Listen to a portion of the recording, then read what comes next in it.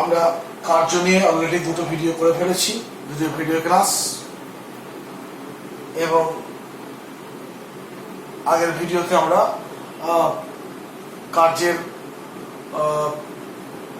পরিমাপ অর্থাৎ ক্যালকুলেশন, কিভাবে কার্য সংক্রান্ত গাণিতিক সমস্যা সমাধান করব, বা বস্তুর ওপর যখন বল ক্রিয়াশীল হবে, স্মরণ ঘটবে, সেক্ষেত্রে কার্য কিভাবে পরিমাপ করব, কিভাবে পরিমাপ করব, সেটা আমরা শুরু করেছিলাম। আমরা সেখান থেকে শুরু করছি আবার আজকে। দেখো আমাদের হাতে আছে কি, W সমান এফ এস কস থিটা, এটার ভেক্টর ফর্মটা কি এফ ডট এস, এরকম ছিল। তো আমরা সেটা শুরু করছি।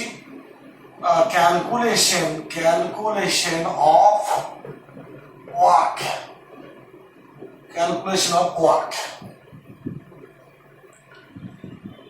তো ধরো এই যে vector F vector S vector, আমরা যখন ভেক্টরের ক্লাস করেছি, ভেক্টর পড়েছি, তখন দেখবে ভেক্টরটাকে, ধরো বল ভেক্টরকে এইভাবে প্রকাশ করতাম, কোন একটা ভেক্টরকে আই জে কে দিয়ে, F X J F Y K F Z,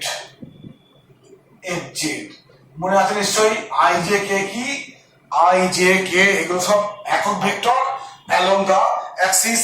আইটা হচ্ছে এক্স অক্ষ, যেটা হচ্ছে ওয়াই অক্ষ, আর কেটা হচ্ছে জেড অক্ষ, এরকম ভাবে হয়।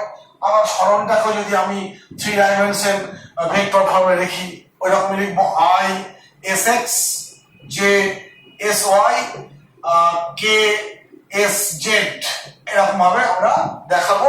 এখানে এইগুলো হচ্ছে এস এক্সটা কি, এক্স অক্ষ বরাবর সরণের মান, আর আইটা হচ্ছে এক্স অক্ষর দিকে একক ভেক্টর, আর মান দিয়ে ভেক্টর পাওয়া যায় ইত্যাদি। তো কার্য, এটা হচ্ছে বল, এটা বলকে আমি দেখিয়েছি, আর এটা হচ্ছে সরণ, ঠিক আছে? অতএব এভাবে আসবে, কার্য সমান এফ ডট এস, আমরা জানি, লিখবো আমরা জানি, আর কার্য সমান এফ ডট এস। অতএব তুমি বসিয়ে দাও I F X J F Y K F Z dot S I S X J S Y K S Z, এই হলো ফলাফল। এইবার দেখো, আমরা জানি যে ডট প্রোডাক্টের ক্ষেত্রে সেম একক ভেক্টর গুলোর গুণফল 1 হয়, আর বিপরীত মানে ভিন্ন একক ভেক্টর হলে পরে কি হয়, 0 হয়। অতএব এখান থেকে আমি একবার লিখে নেবো, তোমাদের আইডিয়া আছে অলরেডি। কি লিখবো, F X S X F Y S Y F Z S Z, এরকম ভাবে হলো। এইভাবে তোমার হলো, মানে ক্যালকুলেশন করতে পারবো। এরকম ভাবে ধরো আমি একটা অঙ্ক করছি আমাদের সুবিধার জন্য, যে বস্তুর ওপর লিখছি, দেখো বস্তুর ওপর বলটা হচ্ছে কত, I plus 2j minus 3k হলো, আর তোমার সরণটা হচ্ছে বস্তুর ওপর এত বল প্রয়োগে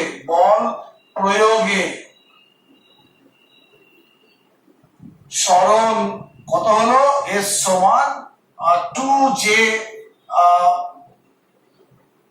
মাইনাস আই, এরকম হলো সরণ। তাহলে কৃত কার্যের মান কত, কারণ কার্যের তো একক হয় না, মান কত যদি বলা হয়, তাহলে আমার হাতে আছে কি, পুঁজিটা কি আছে, ডাব্লিউ সমান এফ ডট এস, মান বসিয়ে দাও, I plus 2j plus 3k। এখানে একক ভেক্টর গুলো লেখা হয়নি, তোমরা যেন অবশ্যই লিখবে। এই হলো 3k 2, এটা 2j, এরা হলো। আর এখানে সাজিয়ে নিচ্ছি ডট প্রোডাক্ট, মাইনাস আই আগে লিখলাম, পরে 2j করলাম। অতএব বুঝতে পারছি, আই আর মাইনাস আই গুণ করলে minus 1, J R J plus 4, আর এটা হবে কে এর কম্পোনেন্ট নেই মানে 0। অতএব ফলাফল কি হলো, 3 একক। কার্য কত হচ্ছে, 3 একক, কার্যের মানটা কত, 3 একক। এরকম ভাবে করতে পারবো। এই একটা দিক গেল। 2 নম্বর, এবার আসবে, এটা অ্যাকচুয়ালি যা কিছু বললাম স্থির মানের বলের ক্ষেত্রে। আমরা পরিবর্তনশীল বলের কথায় আসবো। এবার স্থির মানের বলের ক্ষেত্রে এই একটা গেল,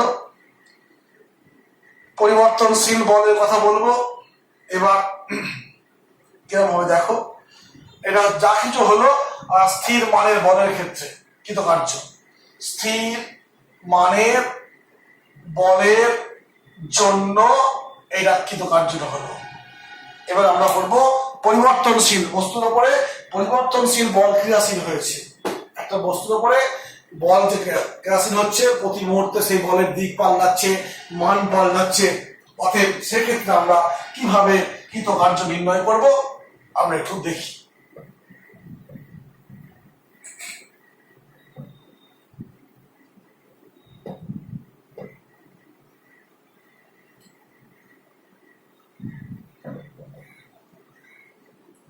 পরিবর্তনশীল বলের জন্য পরিবর্তনশীল বলের দ্বারা কার্য, পরিবর্তনশীল বলের দ্বারা কার্য হচ্ছে যে বল ক্রিয়াশীল সেটা হচ্ছে পরিবর্তনশীল। প্রতি মুহূর্তে ধরো একটা বস্তুর উপরে বল ক্রিয়াশীল হয়েছে, দিয়ে বস্তুটা কি হলো, এইখান থেকে এরম ভাবে এসে এ বিন্দু থেকে বি বিন্দুতে পৌঁছালো এবং তার জন্য বস্তুতে বল ক্রিয়াশীল হয়েছে। সেই বলের মান দিক অনেক কিছু আছে। ধরো এই যে এইখান থেকে সেখানে গেল, আমি এইটুখানি সরণ ধরলাম, এটা হচ্ছে ক্ষুদ্র সরণ। যখন এই সরণটা ঘটছে তখন যেহেতু ক্ষুদ্র সরণ, আর টাইমটাও খুব ক্ষুদ্র হবে, অতএব খুব কম সময় ধরেই এই সরণটা হচ্ছে। অতএব সেই কম সময়ের মধ্যে বলটাকে আমি নির্দিষ্ট করতে পারি। পরবর্তী সময় বল পাল্টাবে। অতএব এইখানে দেখো, আমি ধরলাম এইখানে যখন সরণটা ঘটছে বলটার অভিমুখ ছিল এই বরাবর অভিমুখ ছিল, সরণের অভিমুখটা কোন দিকে, এইদিকে। অতএব এখানে একটা কোণ তৈরি হয়েছে, হলো কোণটা হচ্ছে কত, থিটা। তো বল একটা ভেক্টর, সরণটা এখানে একটা ভেক্টর, এই হিসাবে। তো আমরা এইখানে ধরবো যে dx সরণ ঘটছে, এফ বলের ক্রিয়ায় সরণটা কত, সরণটা হচ্ছে dx। তবে কৃতকার্য কত হবে, কৃতকার্য tw সমান কি লিখবো, কার্য মানে কি f ডট ds, তো অতএব লিখবো f ডট dx। এটা তো সরণটাকে ভেক্টর বানিয়ে দিলাম। সেটা হচ্ছে এইটুকু সরণের জন্য যে কৃতকার্য। এবার অ্যাকচুয়ালি বস্তুতে এইখান থেকে এইখানে গেছে, এ থেকে বিতে গেছে, আমি কি করব, এই প্রত্যেকটা ক্ষুদ্র ক্ষুদ্র যে সরণ পেয়েছি এবং সেই ক্ষুদ্র ক্ষুদ্র সরণের জন্য সেই সময় যে বলটা ক্রিয়াশীল হয়েছে সেই বল আর সরণ গুণ করব, এই সব গুণফল করা যোগ করব। এই সব গুণফল করা যোগ করার সহজ পদ্ধতি হচ্ছে কলন বিদ্যা, মানে ক্যালকুলাস। ক্যালকুলাসে যোগ করা হয় ইন্টিগ্রেশন করে। তোমরা নিশ্চয়ই ওই কি বলবো একমাত্রিক গতি যখন পড়াই তো পড়ানো হয়েছিল, তখন নিশ্চয়ই এরকম ক্যালকুলাসের একটু একটু অপারেশন শিখেছো এবং কেউ মুখস্থ করেছো, কেউ বুঝেছো, দিয়ে কাজ চালিয়েছো। কারণ অ্যাকচুয়ালি 12-এ কি আমরা ক্যালকুলাস ভালো করে শিখবো। ফিজিক্স পড়তে গেলে যেটুকু মানে পারি বুঝবো, না পারি মুখস্থ করে কাজ করব, এই হিসাবে আমরা ক্যালকুলাস শিখেছি। অতএব কি বলবো, বস্তুর এ থেকে বিতে যেতে মোট কৃতকার্য, কার্য করলো বলটা, মোট কৃতকার্য যদি ডাব্লু হয়, ডাব্লু হবে কি না ওই ক্ষুদ্র ক্ষুদ্র কার্যগুলোর যোগফল। ইন্টিগ্রেশন মানে কি, ক্ষুদ্র ক্ষুদ্র কার্যগুলোর যোগফল। মানে কি লিখবো, ইন্টিগ্রেশন অফ ডিবি, এটা মানে কি এফ ডট ডিএক্স। এটা এই হলো ফলাফল। আমি এ থেকে বি উল্লেখ করলাম কেন না, আমি এ থেকে বি পর্যন্ত যতগুলো ডিএক্স থাকবে প্রত্যেকটা ডিএক্স কে সেই সময়কার এফ দিয়ে গুণ করেছি, গুণফলগুলো যোগ করেছি। এই হলো পরিবর্তনশীল বলের ক্ষেত্রে তোমার ক্যালকুলাসের সাহায্যে কার্য নির্ণয় করার ব্যবস্থা। এই হলো পরিবর্তনশীল বল, আর আগেরটা আমরা স্থির মানের বলের ক্ষেত্রে আমরা করেছি। হলো, এই একটা দিক গেল। আবার একটা দিক আছে গ্রাফিক্যাল মেথড। গ্রাফের সাহায্যে আমরা কার্যের পরিমাপ করতে পারি। গ্রাফের সাহায্যে আমরা কার্যের পরিমাপ করতে পারি। কিভাবে আমরা সেটা একটু দেখি। সময় আছে 10 মিনিট, ঠিক আছে।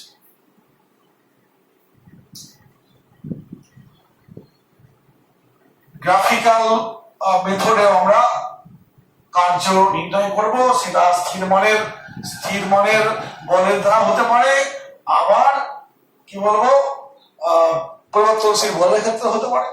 Graphical method.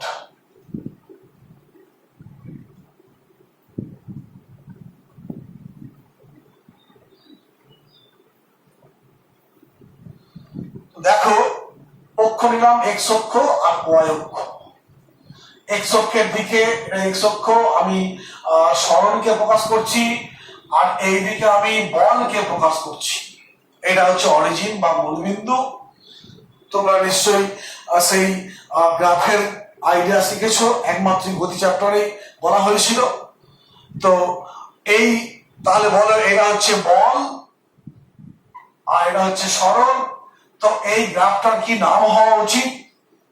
বল সরণ গ্রাফ বা লেখচিত্র বাংলায় হলো বল সরণ লেখচিত্র। তো এখানে ধরো এটা তোমার এক্স অক্ষ দিয়েছে এবি, এবি একটা রেখা হচ্ছে। তুমি বলো এই এবি কি প্রকাশ করছে? এবিটা তোমার এবি, দেখো এই এবিটা হচ্ছে তোমার, দেখো লেখচিত্রটা। এক্ষেত্রে বলটা দেখো সরণ পাল্টাচ্ছে কিন্তু বলের মান একই আছে।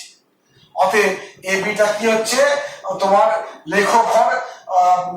স্থির মানের বলের ক্ষেত্রে স্থির মানের বলের জন্য লেখচিত্র, ঠিক তো? স্থির মানের বলের জন্য লেখচিত্র। এবং এখানে দেখো স্থির মানের বল প্রয়োগ করেছি, অর্থাৎ সরণ বাড়ছে কিন্তু বলটা ঠিক আছে, বলটা স্থির আছে।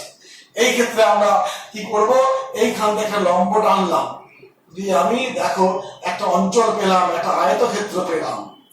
এই আয়তক্ষেত্রের ক্ষেত্রফল কত হবে? নাম দিচ্ছি ও এ বি সি। আয়ত ক্ষেত্রের ক্ষেত্রফল কত হবে না ও এ ইন্টু ও সি। বলতো ও এটা কি এফ আর এটা কি এস। এফ এস মানে কি কার্যত। অতএব কি পেলাম? বল সরণ লেখচিত্রে কি বলবো, বল সরণ লেখচিত্রে তোমার লেখচিত্র এবং অক্ষগুলো দ্বারা সীমাবদ্ধ যে ক্ষেত্রফল, সেই ক্ষেত্রফলের মানটা কি প্রকাশ করছে স্যার? না সেই ক্ষেত্রফলের মানটা তোমার কার্যকে প্রকাশ করছে। ঠিক যেমন তোমরা একমাত্রিক গতিতে একটু মনে করে দেখো যে বেগ সময় লেখচিত্র যখন আমরা করেছিলাম, সেই বেগ সময় লেখচিত্রের ক্ষেত্রফল দেখবে একটা রাশিকে প্রকাশ করতো, মনে আছে? একদিকে বেগ, ওয়াই অক্ষের দিকে বেগ, এক্স অক্ষের দিকে তোমার সরণ, এবং বেগ সময়ের গুণ করে আমরা মানে এক্স অক্ষের দিকে সময়, ওয়াই অক্ষের দিকে বেগ, এবং সেই ক্ষেত্রফলটা সরণকে প্রকাশ করতো, মনে করছে এস সমান ভিটি। ঠিক সেরকমই এখানে কি প্রকাশ করছে? কার্যকে প্রকাশ করছে। বল সরল লেখচিত্র হলো স্থির মানের ক্ষেত্রে আমি পেয়ে গেলাম, লেখটা স্ট্রেট লাইন হয় স্থির মানের বলের জন্য। আর ক্ষেত্রফলটা বললাম, ক্ষেত্রফলটা অবশ্য স্থির মানের বলই হোক আর পরিবর্তনশীল বল হোক, ক্ষেত্রফলটা কি প্রকাশ করবে? কার্যকে প্রকাশ করবে। যদি স্থির মানের বল হয় এটা হবে এবিটা হচ্ছে বল সরণ লেখচিত্রের চরিত্রটা, বৈশিষ্ট্যটা। এইবার যদি তোমার পরিবর্তনশীল হয়, তবে এই ছবিটা আমি আরেকবার আঁকছি। এক্ষেত্রে দেখো এটা হচ্ছে স্থির মানের বল, যদি এরম বলি এটা হচ্ছে পরিবর্তনশীল বল। কেন না সরণ বাড়ছে, বলের মান বাড়ছে, সরণ বাড়ছে, বলের মান বাড়ছে। তারপরে দেখো সরণ বাড়ছে, বলটা একটু কমছে, অর্থাৎ সময়ের সঙ্গে সঙ্গে বলের মান দিক পাল্টাচ্ছে, পরিবর্তনশীল বল। যদি এইরকম পরিবর্তনশীল বল নিয়ে আমরা কাজ করি, সেই ক্ষেত্রে এই গ্রাফিক্যাল মেথডেও আমরা ক্ষেত্রফল নির্ণয় করতে পারবো। ওই ক্যালকুলাস যেমন শিখলাম ঠিক সেরকম ভাবে আমি দেখো সংক্ষেপে বলার চেষ্টা করছি। ধরো এরকম ভাবে আছে, এটা হচ্ছে লেখচিত্রটা, এত বড় লাভ না, এটা হচ্ছে এবিটা লেখচিত্র, আর তোমার এদিকে বল, এদিকে সরণ, ঠিক আছে। তো দেখো সরণ হয়ে যাচ্ছে, বাড়ছে, বলের মান কিন্তু বলের মান দিক পাল্টে পাল্টে যাচ্ছে। দেখো এদিকে এই সময় দিক ছিল এইদিকে, আর মান ছিল এইটুকু, যখন এখানে এলো তখন দেখো দিকটা এদিক হয়ে যাচ্ছে, মানটা বাড়ছে ইত্যাদি। তো আমরা একটু আগে দেখলাম যে বল সরল লেখচিত্রের ক্ষেত্রফল কি প্রকাশ করে, কার্যকে প্রকাশ করে। যাক আমরা দেখো কি করছি, কি করলাম, এইখানে আমি একটা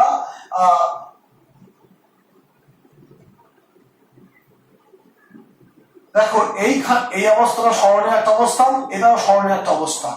আমি ধরে নিচ্ছি এইটুকু হচ্ছে কি ডিএক্স পরিমাণ সরণ, ডিএক্স নিশ্চয়ই তোমরা শিখেছো, ডিএক্স হচ্ছে ক্ষুদ্র দূরত্ব বা সরল কিছু একটা হবে, এবং ক্ষুদ্রটা কেমন না শূন্য নয় এমন ক্ষুদ্র। আমার ছবিটা হয়তো বড় করে রেখেছি দেখার সুবিধার জন্য, কিন্তু প্রকৃতপক্ষে এটা এত বড় নয়, মানে ডিএক্সটা এক্স এর মানটা শূন্য নয়, আমার শূন্য খুব কাছে, এরকম টেন্স টু শূন্য। তো এরকম ভাবে আছে। তাহলে বলো যখন এইখানে ছিল তখন বলটা কত, এতখানি, যখন এইখানে ছিল বলটা এতখানি হলো, তাহলে বলতে পারি এখানে যে এই সরণটা ঘটাতে সামান্য একটু যে বলটা লেগেছে, যে বলটা ক্রিয়াশীল ছিল সেই বলটা পরিবর্তনশীল হয়নি, এইটুকু সরণ ঘটানোর জন্য বলটা একই ছিল। অতএব আমি ধরে নিচ্ছি সেই বলটার মান হচ্ছে, এই অবস্থায় মানটা ছিল এফ। অতএব এই যে অংশটা পেলাম দেখতে একটা কি মানে আয়তক্ষেত্র, এই ক্ষেত্রের দৈর্ঘ্যটা কত, দৈর্ঘ্যটা হচ্ছে এইটা হচ্ছে দৈর্ঘ্য যার মান এফ, আর ক্ষেত্র প্রস্থ কোণটা ডিএক্সটা। অতএব ক্ষেত্রফল কত হবে, ক্ষেত্রফল হবে এফ ইন্টু ডিএক্স। এবং এটাই হচ্ছে এইটুকু সরণ ঘটাতে কৃতকার্য। তুমি কি করবে, এর পাশে আবার একটা তুমি নাও, দেখো এইখানে আর একটা নিলে, সেখানেও ডিএক্স, এইখানে নিলে, এইখানে গিয়ে আবার বলের একটা মান পাবে, এবং এই অংশের মধ্যে বলের মান খুব একটা পাল্টায়নি, ধরে নেব স্থির মানের, আর সরণটাও খুব ক্ষুদ্র। তো আমি কি করব, এইভাবে আমি প্রত্যেকটা ক্ষেত্রে, অর্থাৎ এই যে লেখটা আছে সেই লেখটার প্রত্যেকটা বিন্দুর জন্য আমি কি করব, ওই রকম করে আমি ক্ষেত্রফল এঁকে যাব। অর্থাৎ এরকম দেখো আছে, এরকম আছে, এরকম করে এক একটা অংশে ভাগ করে নেবো, ভাগ করে নেবো, হলো। তো এক একটা ডিএক্স, আর এইটুকুর মধ্যে যে বলটা, সেই বলটা স্থির মানের বল, স্থির মানের বল হলো। এটা আরো বড় করে দাও, স্থির মানের বল। এইভাবে আমি প্রত্যেকটা অংশের, এই এক একটা অংশের ক্ষেত্রফল এরকম করে বার করবো, দিয়ে সেই ক্ষেত্রফল গুলো যোগ করব। এই ক্ষেত্রফল, এই ক্ষেত্রফল, এই ক্ষেত্রফল যোগ করলে কি হবে, সব ক্ষেত্রফলটা চলে আসবে। আর এটা হচ্ছে বল সরণ লেখচিত্র। বল সরণ লেখচিত্রের ক্ষেত্রফল কি প্রকাশ করে, তোমার কার্যকে প্রকাশ করবে। অতএব কার্য সমান এই বল ইন্টু যে সরণ পেয়েছি, এগুলো সব যোগ করছি, মানে সামেশন করছি, হলো। তাহলে দেখো আমরা পেয়ে যাব। এই হলো কৃতকার্য পরিমাপের বিভিন্ন পদ্ধতি, গ্রাফিক্যাল মেথড, এমনি মেথড, সব আমরা করে ফেললাম। এই হলো কার্য, মোটামুটি ভাবে আমাদের থিওরিমূলক আলোচনা হলো। তোমরা বড় কার্যের একক গুলো বলেছি, দেখো। এইবার যেটা আসবে, নতুন একটা আবার একটা ফিজিক্যাল কোয়ান্টিটির কথা ভাবতে হবে, সেটা হচ্ছে ক্ষমতা। এরকম সেটা আবার কোয়ান্টিটি। আমি আগে একটু গল্প করি, কিরকম গল্প দেখো, যে এরকম হলো যে বলবো, গল্পটা এরকম যে একটা লোক কি করলো, একটা নির্দিষ্ট কাজ করলো, সেই কার্যটার জন্য 10 সেকেন্ড সময় নিল। লোকটা কার্য করলো, কার্যটার সময় কতটা 10 সেকেন্ড হলো। লোকটা কার্য করলো, কার্য করতে লাগলো 10 সেকেন্ড। এইবার অন্য একজন লোক ওই একই কাজ করলো 7 সেকেন্ডে, ও করলো 10 সেকেন্ডে, এ করলো 7 সেকেন্ডে। ঠিক আছে, তো এবার তোমাকে প্রশ্ন করা হয়, বলো তো কোন লোকটা বেশি পাওয়ারফুল লোক? বেশি পাওয়ারফুল লোক, তো আমরা এই যে কথা বললাম পাওয়ারফুল কথা, অর্থাৎ কার ক্ষমতা বেশি, এই ক্ষমতা বলে একটা ফিজিক্যাল কোয়ান্টিটি আসছে, সেটা এইভাবে ঠিক করা হয় যে কোনো বস্তু, ব্যক্তি, প্রযুক্ত বল যেই কাজ করছে, যাকেই বলো যে কাজ করছে, বা কোনো ইঞ্জিন যখন কাজ করে, তখন সেই ইঞ্জিনটার কাজ করার মানে একটা বৈশিষ্ট্য আছে, সেই বৈশিষ্ট্যকে আমরা বলবো ক্ষমতা, এবং সেটা মানে ঠিক করা হয় সে 1 সেকেন্ডে কতটা কার্য করলো এই ভিত্তিতে। 1 সেকেন্ডে কতটা কার্য করলো এই ভিত্তিতে আমরা বিচার করব যে ওই লোকটা বা ওই বলটা বা ওই যন্ত্রটার কি রকম পরিমাণ ক্ষমতা, কতটা সে পাওয়ারফুল। যার মান বেশি হবে একক সময়ে কৃতকার্য, তাকে বলবো ক্ষমতাবান বা বেশি পাওয়ারফুল ইত্যাদি বলি। তো এরকম ভাবে বলবো, দেখো ধরছি, আচ্ছা এটা মুছে দিচ্ছি, লিখছি পাওয়ার বা ক্ষমতা। ক্ষমতা ঠিক করে লিখো, নাহলে খটা অন্য কিছু হয়ে গেলে মুশকিল পড়বে। এই হলো ক্ষমতা, ঠিক আছে, পাওয়ার বা ক্ষমতা। আমার দেখতে পাওয়া যাচ্ছে না কিবোর্ডে,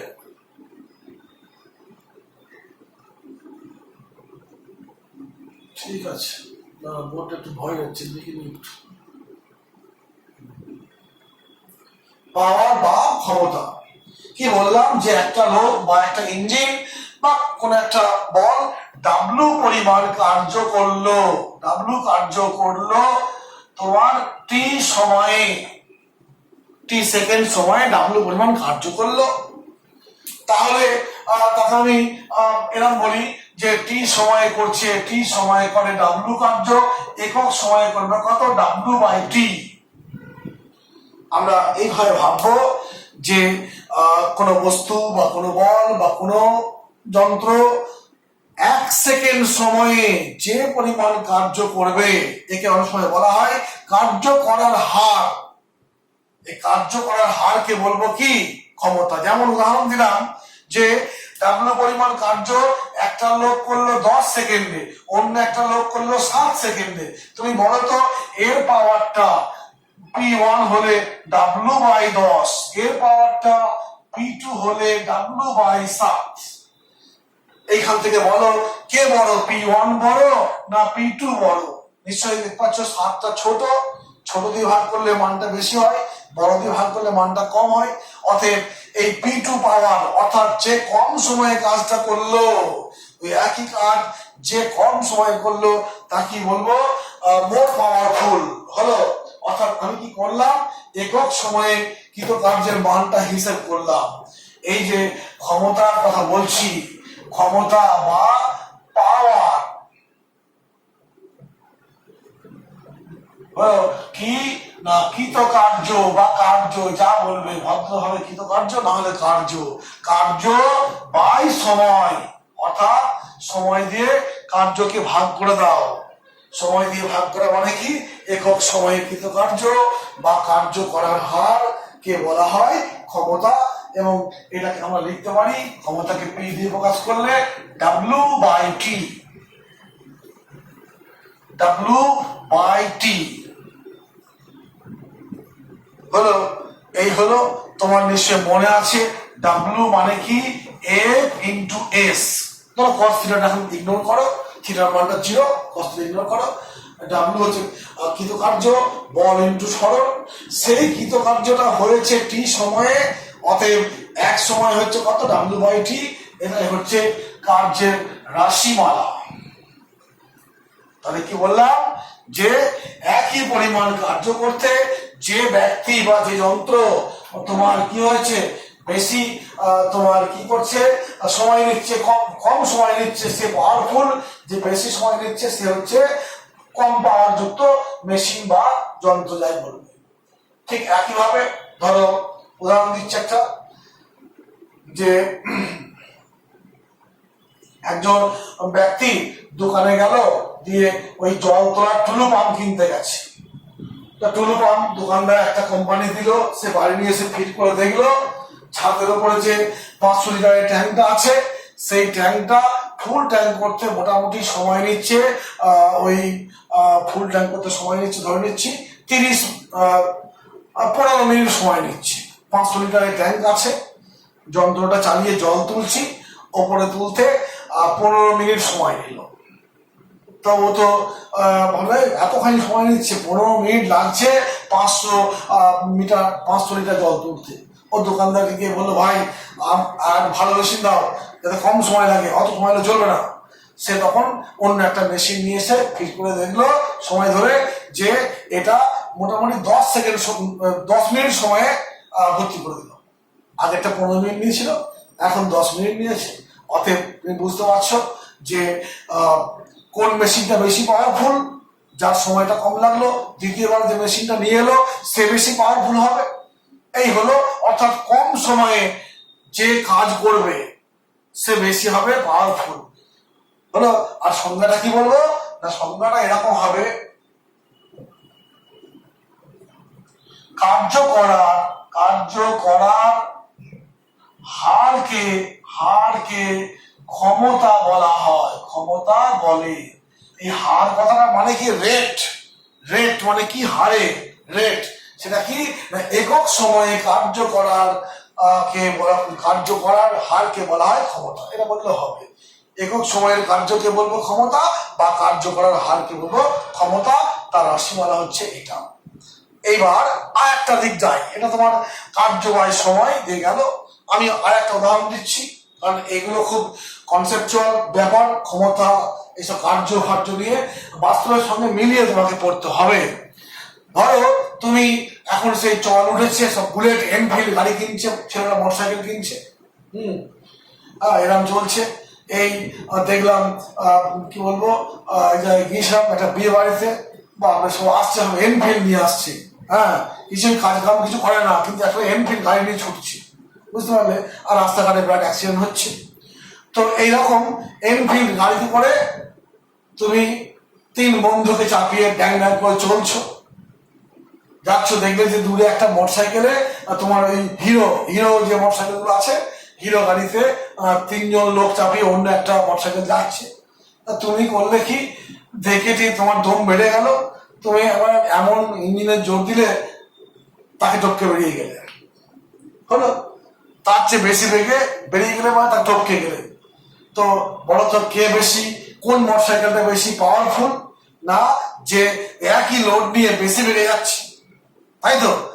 একই লোড নিয়ে যে বেশি যাচ্ছে তার পাওয়ারফুল বেশি, অর্থাৎ পাওয়ারের সঙ্গে বেগের একটা সম্পর্ক চলে আসছে। আমি যে উদাহরণটা দিলাম সেই ভিত্তিতে আমি দেখো এখানেও সেই জিনিসটা করতে চাইছি। P সমান W/T, বা P সমান W মানে কি, F/S/T।